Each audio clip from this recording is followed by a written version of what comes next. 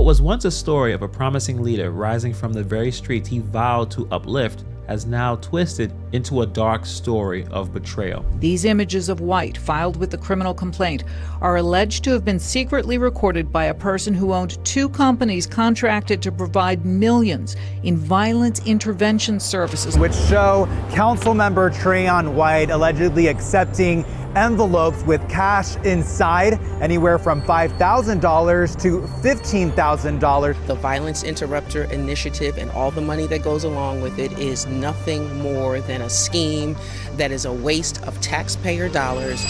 Somebody going to jail. Trayon White, a man entrusted with the dreams and struggles of one of Washington, D.C.'s most vulnerable communities, has now allegedly sold out those dreams for cash. The very services designed to pull Ward 8 out of those shadows, meant to save lives. Trayon White Jr., the D.C. council member representing them, has been accused of accepting over $156,000 in bribes to leverage his political influence for personal gain. For a man who built his political career on the promise of uplifting his community, these charges feel like the ultimate act of betrayal. Let's get into it. So Trayon White's rise to political prominence was nothing short of inspiring. Born and raised in Ward 8, he knew firsthand the challenges that the people faced: violence, lack of economic opportunities, and a failing education system. He was a grassroots leader, a man of the people who deeply connected with the community he served. White's story was one of hope. He wasn't just another politician. He was one of them, someone who truly understood the struggles of Ward 8. His early work with the nonprofit helping inner city kids succeed and his tenure on the DC Board of Education only reinforced his image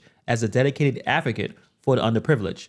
When he won the DC council seat for Ward 8 in 2016, it was seen as a victory not just for him, but for the entire community. Here was a man who promised to bring much needed change to fight for affordable housing, better schools, and safer streets. But as the saying goes, the road to hell is paved with good intentions. Now let's get into the fall from grace, how Trayon White was caught. Trayon White was seen as a beacon of hope for Ward 8. However, behind the scenes, White was engaging in activities that would eventually lead to his downfall. The federal bribery charges against White stemmed from his interactions with a confidential informant, aka a snitch, known in the legal documents as Confidential Human Resource 1. This person wasn't no ordinary whistleblower. They were deeply embedded in the very world of political corruption that White had come to inhabit. The person agreed to work with the FBI and recorded the interactions with White.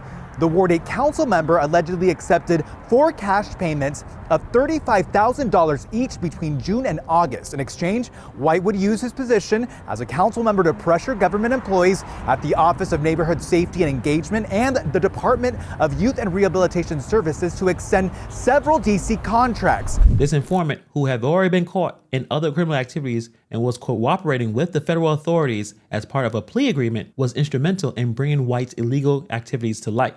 The scheme: selling influence for cash.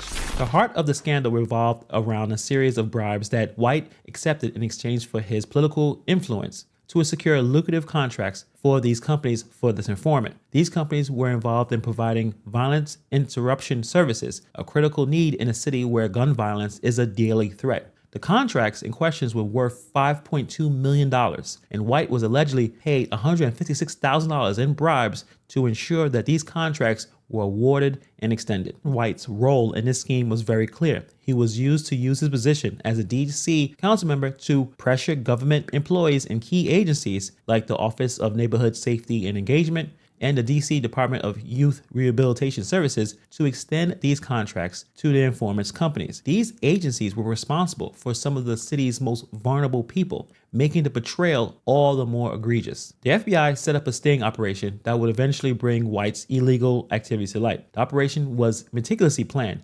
involving record meetings, video surveillance, and the cooperation of the informant, who played the central role in trapping White. Over the course of several months in 2024, White received multiple cash payments from this informant. These transactions were captured on video, providing devastating evidence of White's complicity in the bribery scheme. The payments were carefully timed and documented, with White receiving $35,000 on 4 separate occasions. These payments were a part of the $156,000 that White ultimately accepted. During these meetings, White was caught on tape discussing how he would use his influence to ensure that the contracts were extended. Now, these court documents also indicate that it was White himself who suggested to the company owner that they needed to expand and try to get contracts in other areas like housing and mental health. He called housing a, quote, cash cow. Now, the person working with the FBI says that he also gave White other types of gifts, like trips to the Dominican Republic as well as Las Vegas. You didn't go to Las Vegas? What is that? No. In one recorded interaction, the informant even showed White a document outlining how his 3% cut of the contract value was calculated, further solidifying the evidence against him. The level of detail left little room for White to argue his innocence once the charges were made public. Ward 5 Advisory Neighborhood Commissioner Kathy Henderson notes the charges against the Ward 8 council member are allegations at this point, but she says she's frustrated and angry at those who would see DC's violence problems as a piggy bank. The Violence Interrupter Initiative and all the money that goes along with it is nothing more than a scheme that is a waste of taxpayer dollars. In my view, the saddest part, the most shocking aspect, wasn't just the fact that he was caught taking bribes. Seems like that's something that's pretty obvious and happens all the time in the political life. But it was just the casual way in which he spoke about manipulating the system meant to serving his community. That one quote that stands out to me was when White referred to the housing as a cash cow during his interactions with an informant. They needed to expand and try to get contracts in other areas like housing and mental health. He called housing a, quote, cash cow. It just showed how much he forgot where he came from. Just a stark reminder of how far he strayed from the original mission to uplift his community. Imagine being a resident of Ward 8, where housing is not just a commodity, but obviously is a dire need, a struggle to survival, in a city where affordable options are few and far between. White's words, now forever captured on tape, reveal a mindset that sees these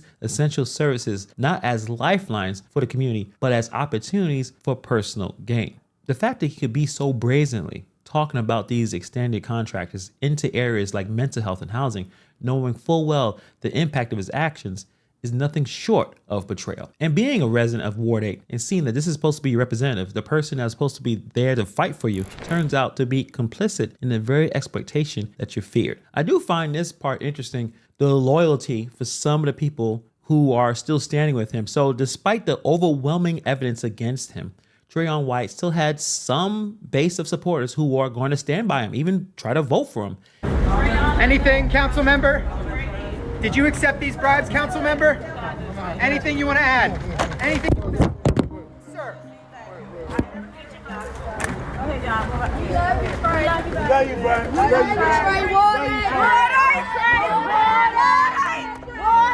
Right or wrong or indifference, I'ma still support him. I'm surprised to hear about the bribery. That's shocking to hear. But I did like him. So hopefully it's not true. I honestly and truly believe that he was set up. And it's a shame. But I hope and pray that he come out of this victoriously. And I'll also say that I did get a chance to speak to a gentleman who said that if he had the opportunity, he would vote for Trayon White again. This loyalty might seem perplexing to people, especially outsiders, but it speaks to the deep connections that White did forge in his community over the years. For many in Ward 8, White is not just a politician, he's a product of their own environment, someone who understood the struggles because he lived them. And the supporters have been vocal, some chanting his name and expressing their love as he left the courtroom. This is a weird situation. It seemed like they still have a belief in White, despite his flaws, that he still is an essential figure in their lives. And unfortunately, it takes time for people to kind of snap out of when they realize that they're cheering on a predator, a scammer, someone that took advantage of them. Sometimes it takes a while for people to really understand it. And sometimes they'll never get it and they will ride with the person forever. I mean, that's why they call that term Stockholm Syndrome, that you will eventually care about the same person that exploited you, that took advantage of you. But as more details come from this case, hopefully some of those supporters can look at the situation logically and realize that this guy was a criminal. The fallout, what happens next? Trayon White now faces the very real possibility of spending up to 15 years in prison if convicted on the charges against him. His next court appearance is scheduled for September 19th, 2024, where the details of the case will be further explored. But interesting enough, Commission's chairman in Ward 8, Salim Adolfo, joining us this morning to talk about what is next for the community. And we appreciate you taking the time to be with us. What has it been like in Ward 8 since these allegations came out? It's been a whirlwind. I mean, it's tough because he's someone who's beloved and has contributed a lot to our community and is greatly appreciated. And it's really been a shock, and everything's happened. Public trust is vital to being a public servant. And once that is compromised, then it makes it difficult, for everybody, even people who may have not been involved.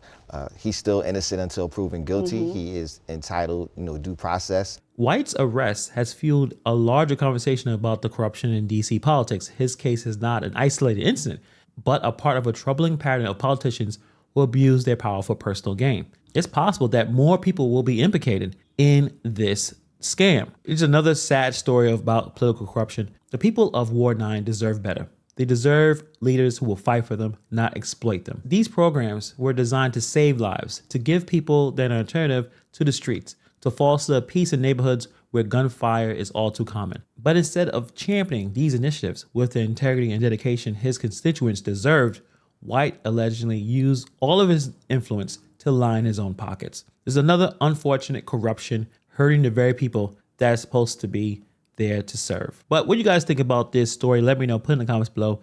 Thank you for taking time to watch this video, and I'll see you guys in the next video.